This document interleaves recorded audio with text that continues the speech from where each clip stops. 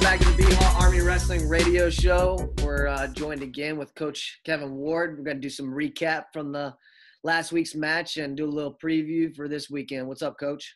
Hey, what's up, fellas? It's good to be with you. Man, it was an interesting weekend. Saturday was like the longest 24-hour day that we've had in the sport. Maybe, well, I guess, since the day they ended the sport last season. But yeah, we got a lot to cover. It was crazy what happened on Saturday. We ended up competing, which is a really good thing, but it was wild. And we got another one coming up here in a few days. Yeah, so tell us a little bit about the delay and how that happened. It was honestly, I'm glad it happened because it was a very entertaining sequence of Instagram stories. We got carried away on that. We were bored in the office, and so we haven't had that much fun. If you guys check out our Instagram, if you guys were on there, anybody watching, there was like 6 of us in the office just firing away, answering everybody's questions. It was a good time. All right, so I'll just paint the picture for you guys. All right. You're required to have 3 COVID tests per week during the season. Our athletic department requires a PCR test, which is, one of the 2 most common tests. The PCR is the more expensive, harder to get, more accurate test where they really go like all the way back. So Long Island, completely compliant. Their program did the right things, and they were completely squared away. They are contracted with a hospital, and so they got tested on Wednesday. They did an antigen test on Monday, all clear. They did a PCR test on Wednesday. We'll wait for those results. They did an antigen test on Friday, all clear. Saturday morning of the dual meet, they call and say, we still haven't got our PCR results back from Wednesday. Oh, boy. And we're saying, oh, well, that's not good. We're supposed to wrestle here in like 4 or 5 hours. We're weighing in. I literally have people in the wrestling room like working out. We're going to weigh in at noon, and this is like 9 o'clock. And I'm like, you guys aren't on the road yet. And there was nothing they could do, right? So Long Island's team is in their wrestling room, laying around, waiting on test results so they can get on their bus. They were supposed to have them by now. So apparently the hospital that they contracted with got so overwhelmed last week with COVID tests, they couldn't process them. Wow. So as of Sunday morning, they still hadn't received their results. All right. So anyway, so on Saturday, B-Row, it's like checking in every 30 minutes, every hour. Any news. And then, so I'm calling, our people here, our facilities, my sports administrator, everyone at West Point. I'm saying, hey, we need to push the start of this dual meet back. Is going back till tomorrow an option? Not an option for Long Island. So we say, no, tomorrow's not an option. It has to be today.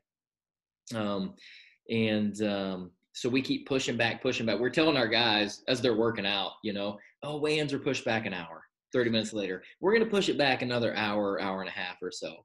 So you can imagine, what they're going through. That's your move, Kevin. Just one more. Just one more. Just one more. When coach says one more time, it's never one more time. That's what I told. We're going to push weigh-ins back just one more time. All right. They're like, oh, I know this drill. Anyways, it was supposed to be a noon weigh-in for a 2 o'clock start. Ended up being a 6 o'clock weigh-in for an 8 o'clock start. And they were only able to bring 5 athletes that got cleared. I mean, it was a freaking mess. And again, like they didn't do anything wrong. Yeah. Matter of fact, most teams would have just, called it like around 1 o'clock and said, no, we're not sending anybody. It's too much hassle. It's a mess. To give them credit, they sent who they could. And we ended up having, I think it was like 11 or 12 matches, so we went 5-0 against them. And then I guess, whatever else it was, we split matches. Army versus Army. So it was like, any other year I would have been completely like mortified. To have to host an event like this. It was, not what you want. It's not what it's not what they wanted, not what we wanted, but it's been 10 months since we competed. So we were like, okay, whatever, we'll take it. And I was proud of our guys, man. They like, how it is when you got a regiment, you want to stick to it. You got weigh-ins coming up. Weigh-ins keep getting pushed back. It's a mess, but they did a good job. and they went out and looked like they were excited to compete. So I'm glad we did it. Yeah, you can tell there was an energy level. Like they were like, we've been waiting a long time for this. We wanna get on the mat. Like there's no, figuring things out in the first period. They were all getting after it. Yeah. I mean, good thing for us, matches. I don't think any match went past the second period. So there wasn't much time to kind of fill it out. But I mean, that was a message to them is, hey, look, whatever happened during the day-to-day, it sucked, right? I'm not going to try to tell you today was a good day. Like it wasn't fun, but you can't change it. The only thing you have control over is what you do from this point on. Mm-hmm. And if you go out there and you kick ass tonight, you're going to have a story to tell forever. Like you guys are going to be sitting around your 10-year reunions talking about the day that you sat around forever waiting on Long Island to show up so you could wrestle 5 matches. It's like these are the things that you'll remember in an awkward way. So I was proud of them for going out there with some energy and looked like they were excited to compete. Well, that makes it more impressive that the energy levels they had, that they were waiting around 6 hours. Nobody looked sluggish. I mean, yeah, it was more. I guess we didn't go into the third period, but still. Yeah, no, but it was more than 6 hours. Like I said, some guys were in there. I think I showed up to the office that morning like 8:30, and there was already somebody on the treadmill. And I was like, oh, I'm going to get a good sweat in. I got on the treadmill for a while, and then my phone starts ringing. I have to make some calls, and then I'm by the end of it, I'm like, well, I got a lot more time to sweat now because we're not weighing in 3 hours. I mean, these guys were going all day. And it got to the point where I said, okay, you guys have to eat lunch. Go eat lunch, come back and work out. Like you can't sit around and on an empty stomach. Just an interesting day, but I mean, it's only been a week, or not even a week, and we're already like talking about it, like it's a good story to tell. So they'll have some memories. So well, go ahead, B-Row. No, you go, Jordan. I was just gonna say, what's kind of the biggest takeaway then, I guess, from the duel? I mean, Long Island's their new program in a lot of ways. Mm-hmm. We were probably a little more experienced than them in most of the matches, if not all of them. I mean, is it just how we competed? Is it how we bounced back from some of the resiliency just of the day? What's kind of the takeaway? Good job. You guys did a good job. You were supposed to do that, and you did it. It's no disrespect to our opponents. You were supposed to do it. You did it. Good job. Still find ways to grow. Now, some of the matches we had that was, Army versus West Point, like those are matches that was like, well, maybe some of those weren't so great, we can learn a little bit more from those. But no, I mean, it was a solid start. Don't get me wrong. But there's a lot that we're going to have to get better at. If we really want to compete in about 6 weeks, there's a lot we're going to have to improve on. Yeah. So Hofstra this weekend, do they have the same contract that Long Island has? Oh, no, they're good. And they're actually PCR testing 3 times a week. So not many people know this. If you listen to the show, you're going to learn now. Like their coach is a buddy of mine. All right. So I don't know if you guys know Dennis Papadopoulos. I didn't know him before I came coaching here, but he's like the most, to me anyway, as a guy that grew up in Tennessee and then Oklahoma and then Arkansas. Now I'm from New York. He's like stereotypical Long Island to me. He's like the most Long Island guy I've ever met. He's got the accent, he's got the hair, he's got like he never stops talking, like seriously never stops talking. And like earlier tonight, I'm on the phone with him, like, okay, I gotta go. Kids are screaming in the back. Dennis, I gotta go. All right, I'm making dinner. So anyways, Dennis and I are like the odd couple. Like we're good buddies, where I'm like not Long Island, he's very Long Island, but we get along. So anyways, I've got like a good idea of what they can bring this weekend, which is a freaking good team. Like they're an underrated, really good team. Mm-hmm. They don't have the same testing issues, and they have a full squad of guys that if they're healthy and they can field all 10 starting lineups, like they're a really, really good team. So, I mean, we're gonna have our hands full. Whether we have all of our what we're gonna call our starting 10, if we have them all back, or if we don't, like it's gonna be a for real challenge. Like these guys can wrestle. They got returning guys that have had a lot of success at 25, at 41, at 65, at 74, 84 guys pretty good. And he was really good at the end of last year. They're 97-pounder and they're heavyweight. Like there's really not any holes in their lineup. Like they're a really good team. So no, it's going to be a different weekend, and it's going to be a bigger challenge. So if we're not ready for it, then it's not going to feel very good. So we got to get ready to go. Is this going to be like a more traditional dual meet with exhibitions after, or how are you guys trying to situate it? Yeah, we hope so. That's the plan. We hope we can do a dual meet. But here's the deal. So the dual meet is scheduled right now for what, January 16th? Is that Saturday? Yeah. 90% chance it's getting moved to Sunday the 17th. Hmm. And this is just like 2 hours old, by the way. So by the time this episode goes live, it'll be decided. But on Tuesday night, like, we're trying to decide, are we moving it to Sunday or not? And here's the deal. We both have guys that are coming back, multiple weight classes, that an extra day of preparation is a really big deal. Because when you've been in quarantine or isolation for 10 or 14 days, every day coming back to get ready is important. So I asked a question yesterday to our people here, hey, is this even possible? And I think it's going to be, like, they're really working hard to help make it happen. So hopefully, to answer your question, like, hopefully we can have a dual meet and then some, they're called extra matches this year, if not, then we'll have a collection of, 15 to 20 matches with no team score. Either way, we're 100% we're competing this weekend. Yeah. Well, I think it's pretty cool that the coaches are willing to work with each other and try to push it a day. So, everyone benefits. They get matches, we get matches. It's what's in the best interest of the athletes. Yeah. Isn't that what you want? Like, I want their best team. Yeah. I know they got guys coming out of from whatever delay. They haven't been able to practice for whatever reason. And they're good, and maybe that one day helps them be able to bring one extra guy. I want their best team. Here's what we talked to our team today at practice about. You know how many minutes of wrestling we have before the EIWA tournament? It's 35. Each individual, if you wrestle, you have 35 minutes of wrestling before the EIWA tournament. Don't you want the very best? So that's what it comes down to for me, is let's make sure, listen, if it's going to help us, it gives us a couple guys an extra day to get back, it gives their guys an extra day, but we want their best. It'd be pretty easy to say, no, actually we have to move it up till Friday, so then they can't bring their best team. Yeah. But that's not what we're about. We want them to have their best squad. We want us to have our best squad. We want to figure out, who's going to be better on that day. So in a perfect scenario that we get our guys back, they get their guys back, is there a specific match that or two that you would really?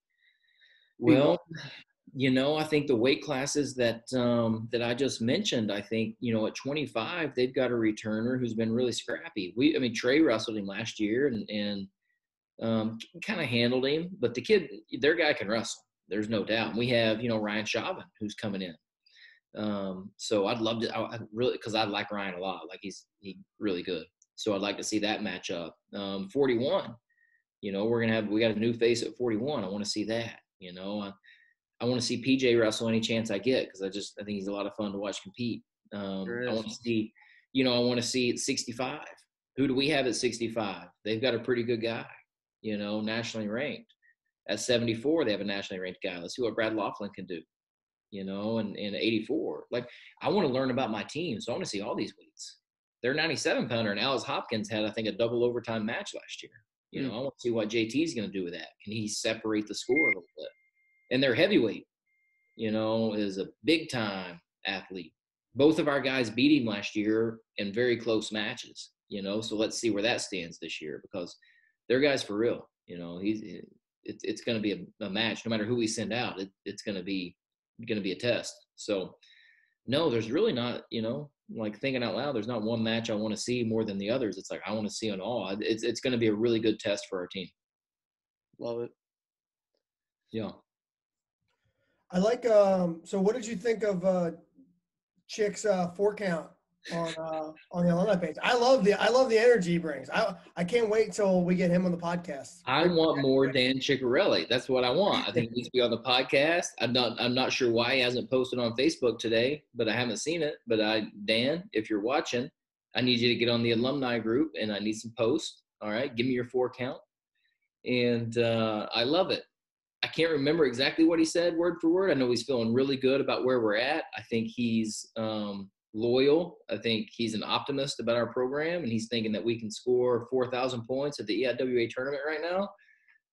I see it through the coach's eyes, in a different lens, which is like, man, we got to get a lot better, And here's why. It's like, here's why I think this way. I know what it takes. I know what it takes to perform at the end of the year.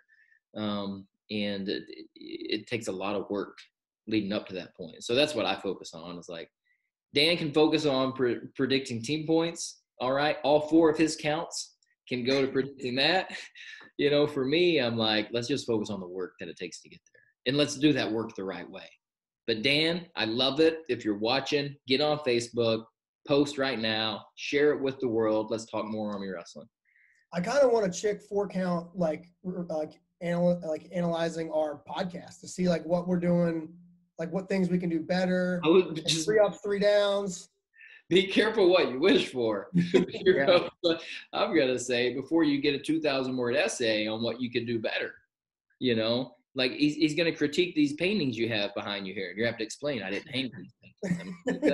So just be careful for what you wish for. Well, I'm thinking of 2 new apparel lines. We got the Chic 4-count no biscuit. That might be a new shirt. And then I'm thinking he didn't coin this phrase yet, so I'm going to go ahead and copyright it. The old peck. I know what you're going to say. Yeah, the peck. I've never heard that before. I'm just going to go ahead and put that on the shirt and say, we want more pecks. I love it. Chic's 4-count, no biscuit. There you go. If you had to order that at Chic's restaurant, what's Chic ordering to drink with his 4-count? Ooh. I'd say probably a sweet tea. I was going to say the same thing. He's definitely. Sweet tea, light ice. Well, there's more fuel for his fire. He'll fill us in on that one, I'm sure. Yeah, that's a good segue into our questions, our fan questions. Yeah. So the first one came from Jordan's wife, actually. Jordan, you want to tell that one? She wanted to know when the some more BHAW swag was going to be coming out, and that's a good. All right, then. All right, we love that. Yeah, we always drop another team store right before postseason. So be looking like early February. So we're talking, 2-3 weeks. There'll be another team store come out from us. And we'll throw some more BHAW swag on there. Hey, any request, just let us know. Matter of fact, I was told last time there was no youth apparel on there, I guess. So we got to add some more kids stuff, because we got some young fans out there. We need to grow them into Army wrestlers. So we got to add some kids clothes, and then whatever else y'all want. Let's get some patch hats like that with interchangeable Army wrestling patches. We can do that. Did you guys check out this hat tonight? It's pretty sweet. Shout out Tommy. Yeah. Speaking of, shout out Tommy Hendricks and Decisive Point. You guys know Tommy.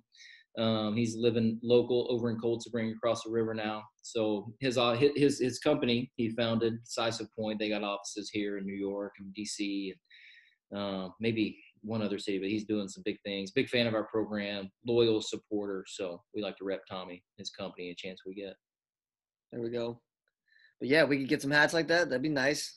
All right. Cool. I'm thinking with flag. I've had a few people ask specifically for BHAW flag. Had a lot of people, I haven't looked into it, but an Army wrestling flag too. You want a flag, like an actual flag? Okay. Like dudes would take that overseas with them, and they'd mount that. They'd take pictures of it. We could have a whole new hashtag. No, say less. We got it. I got it. Samson made an Army Wrestling Millionaires flag. And that might be popular. We could do another version of that. We can do, hey, there's a black flag that's hanging in our wrestling room. Have I told you guys this story yet? No, but I saw it in a picture from one of the tournaments last year. I was like, what is that? I kept zooming in, trying to understand what it was. All right, I'm going to tell you what this is. So this was before the EIWA tournament last year, after our duel against Navy. I get a text message before practice. Hey, coach, do you mind if I come by real quick? I look at it. It's Coach Monken, and football coach. He said, can I come talk to your team like 3 minutes before practice? Yeah, coach, come on in. He comes in, and he's carrying this black flag. And he goes, great job, guys. You're heading into the postseason. From our program and coaching staff to you, we want to give you this gift. And it's just a plain black flag. He goes, anybody know what this is? I don't know. I don't know what's a black flag. And he goes, think about like pirate ships, like think back. If you saw a black flag, what did that mean? It means they were pirates. He goes, here's what that black flag meant. It meant when you see this thing flying, we're coming for you. And when you see this, like either I'm going home or you're going home, but we're not both going home. Like, we're coming to raid your stuff and we're going to take it all and I'm leaving with it and you're not, or I'm not leaving and you are, but one of us isn't going home. And he spoke about, what that means to his football program, having the black flag mentality of like, listen, it's one of us. It's not both. One of us is going home, one of us not. So he gave us that black flag, which is pretty sick. And we that's kind pretty of cool. adopted that with our program. We had an awesome video of it. But he was like really fired up, and he speaks like my language, like it wasn't G rated, he was letting the guys have it. And anyways, so we didn't share the video, because there's some colorful language and it was awesome. But it meant a lot to us, so we still have that flag. Maybe we'll do like a black Army wrestling flag, something like that. That'd be sweet. Yeah. That's a long answer to your wife's question about. No, that's all right. That's good. It just opens up a can of worms of ideas of like, yeah. I was looking at like I have these Philadelphia Phillies Crocs that I got from you say Crocs though. Flags the Crocs. I was like, man, I would like to have, if there were some like West Point Crocs, and then I could go to like some place and have BHAW on like the front little Croc, like the little handle thing. The 4-wheel drive handle. That's what I call it. When you put that on, that means when you're handling business. That's 4-wheel drive. Yeah, I'm just going to go ahead and tell you, both of you guys, your Croc game is so much stronger than mine. So I may be calling for some help with if we go that route. Oh, Crocs are the best. It's so easy on. I can slip those on, go out, walk the dogs in snow, come back inside. No, I'm not Crocs years old yet. That's not like I'm not. I don't think I'm there. I've got boots I can slip on. They do have Crocs tennis shoes, and they're pretty darn sick. Oh, man, I'm not willing to take that leap yet. Maybe it's because I'm older than you guys, and I'm like, I'm approaching my upper 30s kind of finally now, and maybe I'm just trying to hang on to my mid 30s a little bit and not go Crocs years old yet. So I don't know.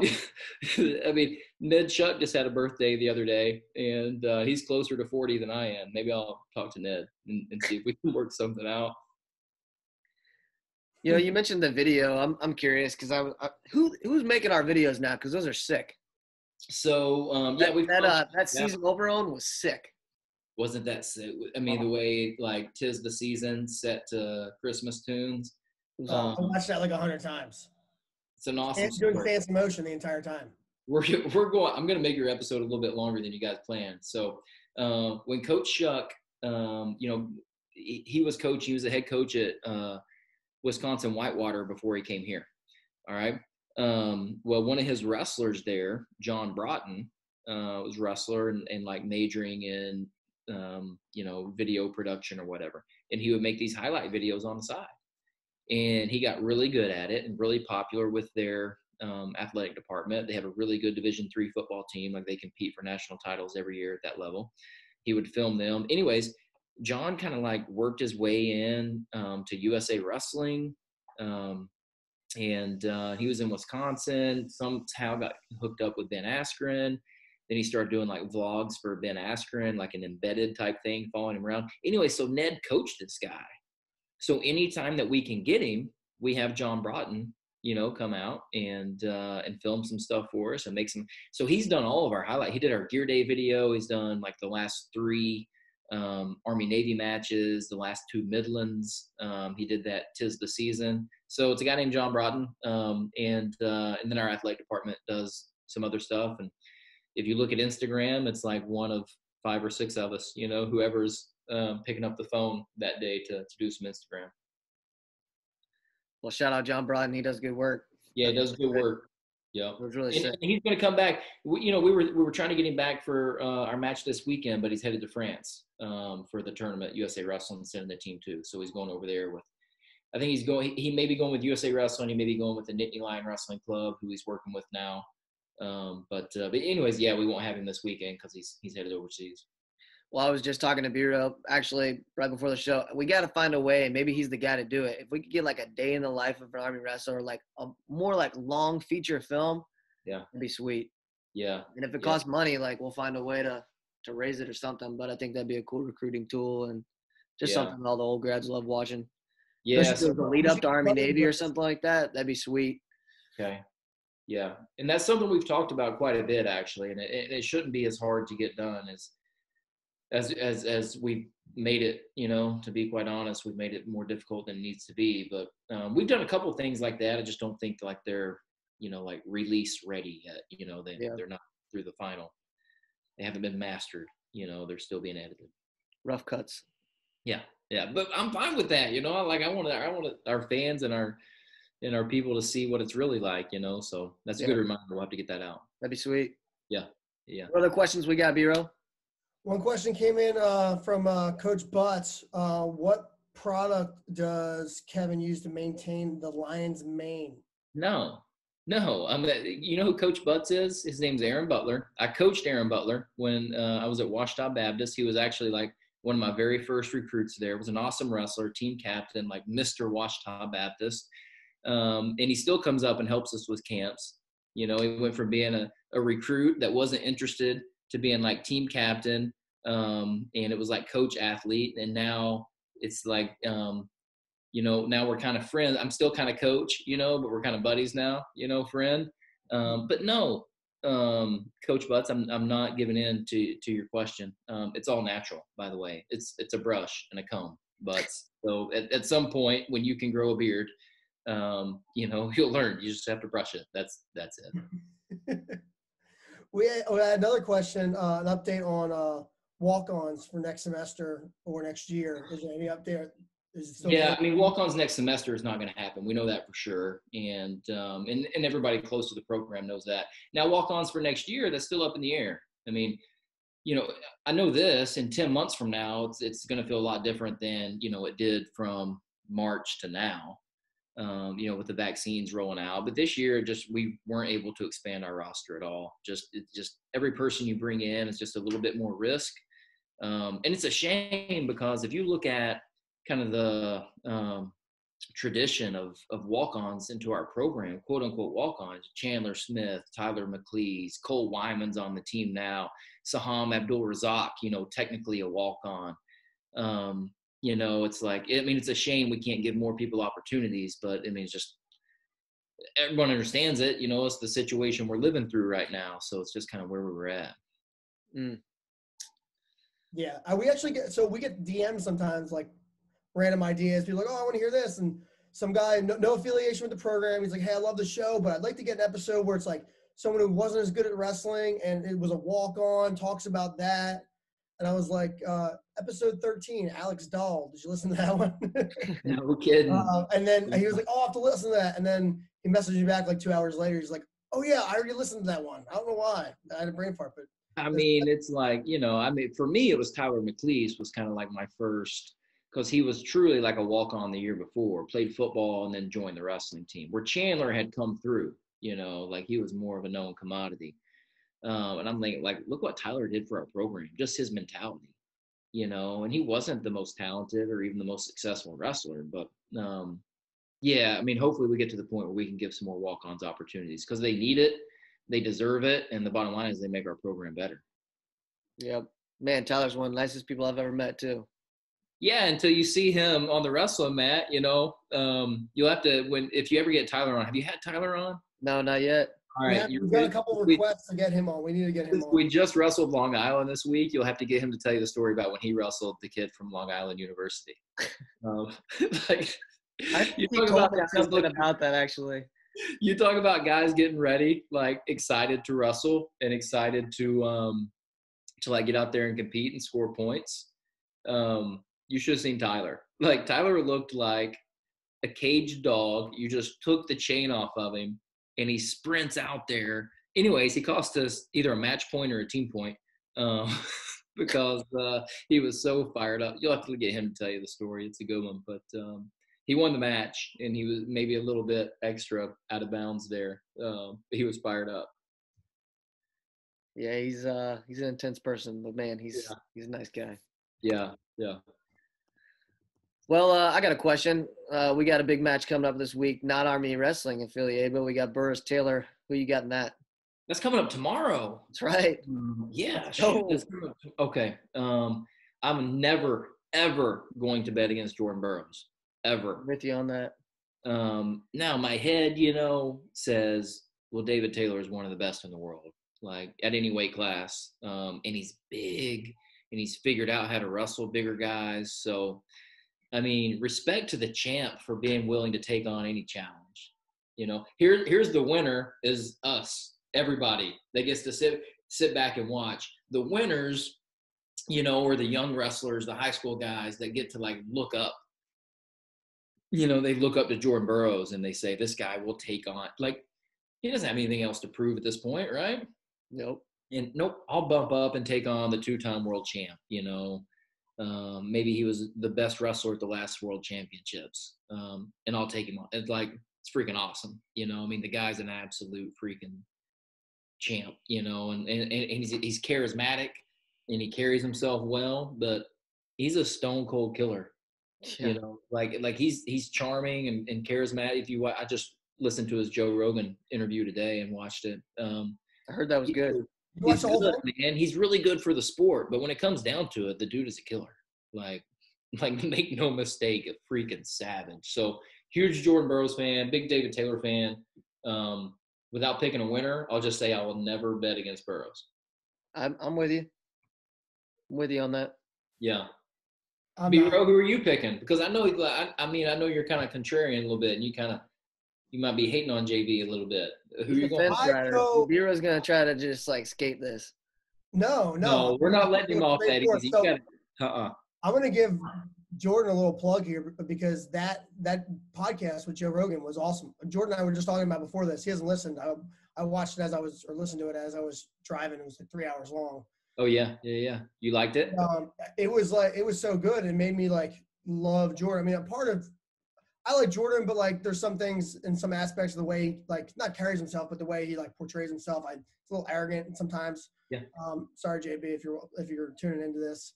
I mean, he is a professional. This is a different side to it, and he told what? I said he is the professional athlete and the very top of the sport, so I think that's natural. No, I know, and it's not, you know, it's nothing on him, but it was a great episode on it. But DT's too big. He's gonna smash him. Absolutely smash him. Absolutely smash. So I mean, I guess what do you mean by absolutely smash? What kind of point spread are you saying then? I'm talking like 10-0 tech, 5 takedowns in the first period. Wow, that is disrespectful. That is just flat out disrespectful. I think we need to end this episode right now. Wow, we need to end it. Big time. Listen, I wasn't going to bring this up, but I am now. I wrestled David Taylor my senior year. He didn't tech me, and I'm not as good as Jordan Burroughs. So stud rule, he ain't teching him. All right? Yeah.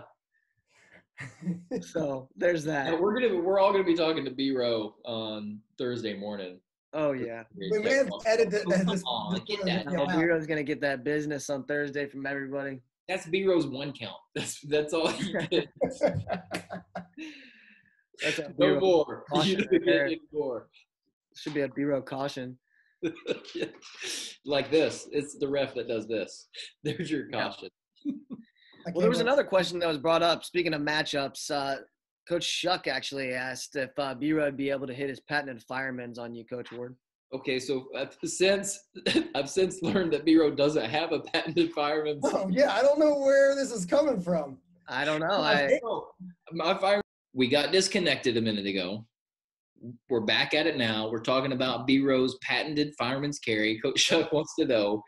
And then can he hit that patented fireman's obby? If B-Row says, I don't even know a fireman's, definitely not a fireman's carry. And I say, you know what? Like, then the answer is absolutely not. You can't hit the move that you don't know. My fireman's carry is pretty good, B-Row. So you come here with that underhook over here, you're going to find yourself in some trouble.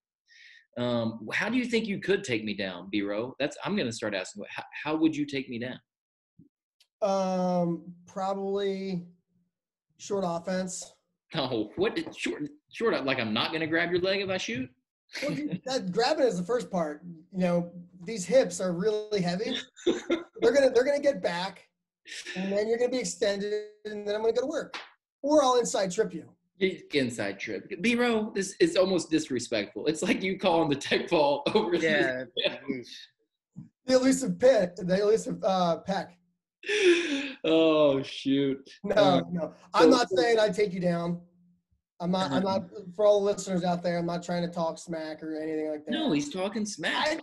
In a 20-minute go, I could probably get one. I could probably get one takedown out of there, maybe. Yeah, for sure. 20 minutes, that's a long time to wrestle. I'm not interested. To be honest, I'm not interested. I'm more of a Peloton guy these days, much less 20-minute grind match, not that. So, 20 minutes, you could probably find yourself getting close to a takedown. But you know what I mean, I'm the coach, right? So I haven't been taken down in like 10 years. It's crazy.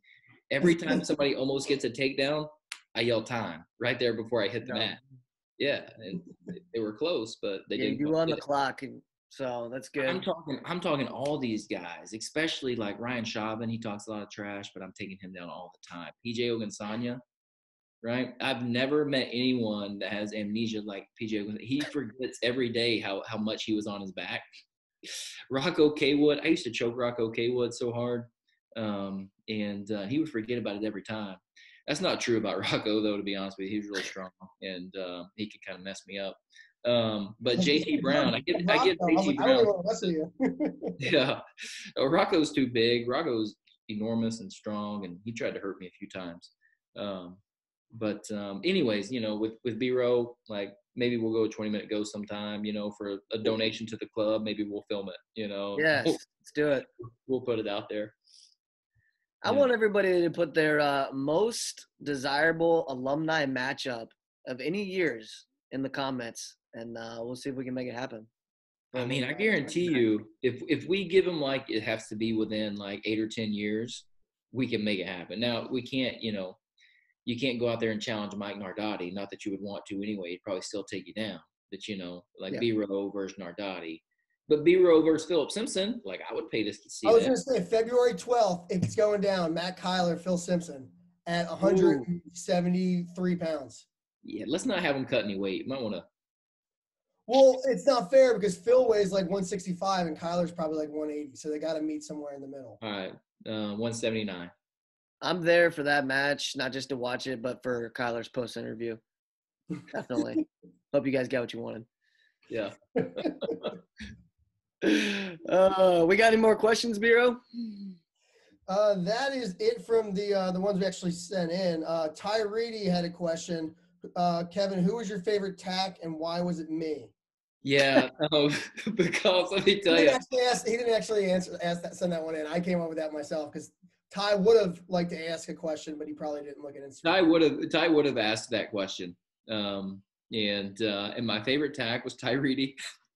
And he was my buddy, man. I miss Ty so much. Alex took another job in Nashville. They're there now. But man, we had a good time. Like we spent, time, our kids hung out together and him and Alex and kids stayed here at the house. Ty knows why he was my buddy. We just, he was my boy. We'd hang out after matches. He'd stay at the house. We'd hang out for a while. Let me tell you, here's a good Ty Reedy story. Here's something not a lot of people know. So like my first year here before this was like 3 or 4 days before the Army Navy dual meet, and it was at home. I was like, just kind of like messing around with Trevor Smith, our heavyweight, the big heavyweight, before practice. And he like cradled me up or something and completely like jacked up my back, like bad, like where I couldn't stand up bad. And I was like going to a chiropractor during the week, and I was like, I have to be able to stand up this weekend at this dual meet. Like it was that bad. I couldn't stand up. It was terrible. And anyways, after the dual meet, like Ty carried me out of Crystal Arena. He was like, you okay there, S-Back? And I mean, I'm like, well, if you look at pictures like from the dual meet, you'll kind of see, you're like, why does his body look so weird? I couldn't stand up. I was like trying to like numb the pain. But Ty carried me. We had this social after the match upstairs, and we left. And Ty, I was like, "Hey man, you gotta help." So Ty like literally carried me out of Crystal Arena, and stayed at my house that night. And we had a good time for a while after that dual meet. Never leave a fallen comrade. Yeah, no, he wasn't gonna leave me behind, and I was not getting out of that building without some help. Yeah, Ty's my man. All right. You got anything else, Coach? Hey, man, nope. Stay tuned. By the time this comes out, you'll know whether we're wrestling on Saturday or Sunday at Hofstra. But whatever you guys want to know, whatever you want to hear about our program, hope any listeners aren't afraid to ask. I enjoy this. I like talking about our program. I like talking about the guys in our program more than anything, and sharing some stories, you know, that you're not going to find on our website. So I appreciate you guys, Jordan, B-Row, what you do. A black night vision as well. Yeah, so all of our home competitions are going to be streamed for free. Yeah, awesome. So it'll be on Night Vision. We'll try to get Willie back. How did Willie do as the color commentator, by the way? He was really good. He was good? Yeah, actually, a few people like reached out to the page and were like, Slick Willie was good. Nice. He was you should have seen the prep work he put in. He came in, he was doing prep work with Coach D'Angelo. He had like 3 pages of notes, you know, going into the duel, like, you know, what to talk about. And then he asked me my questions in the post-match interview.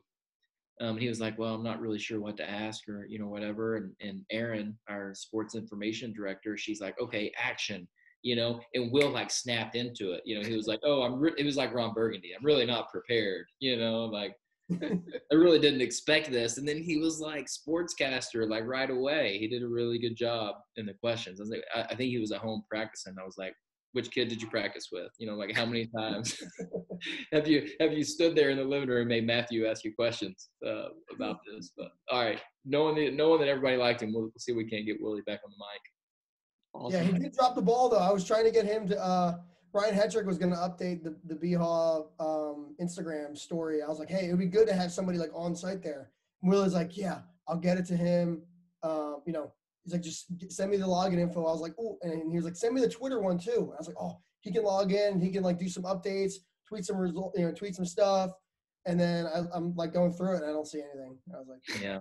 Well, I mean, you know, the reception down in Gills Fieldhouse isn't. Yeah. There's no reception. So, but let's see if we can't get that going for this weekend. That'd be pretty good. Yeah. No, that's it, man. I appreciate what you guys do. I appreciate everybody tuning in and taking an interest in our program. And go Army. Beat everybody. Go Army. Thanks for tuning in, guys. We're going to keep bringing you these weekly updates with Coach Ward or somebody from the coaching staff. And we're going to probably try to roll out some athlete interviews, get to know some of the current guys, and get you guys up to date as we go through the season. So go Army and beat Hofstra. Cool. Thanks for tuning in to the BHAW Radio Show. If you like what you heard, be sure to subscribe and leave us a 5-star rating on your favorite podcast platform. If there's something you'd like to hear on a future show, reach out to us on any of our social media, Instagram, Facebook, or Twitter. Or you can reach us at email, bhaw.radio@gmail.com. We'd love to hear your thoughts, and as always, go Army, be Navy.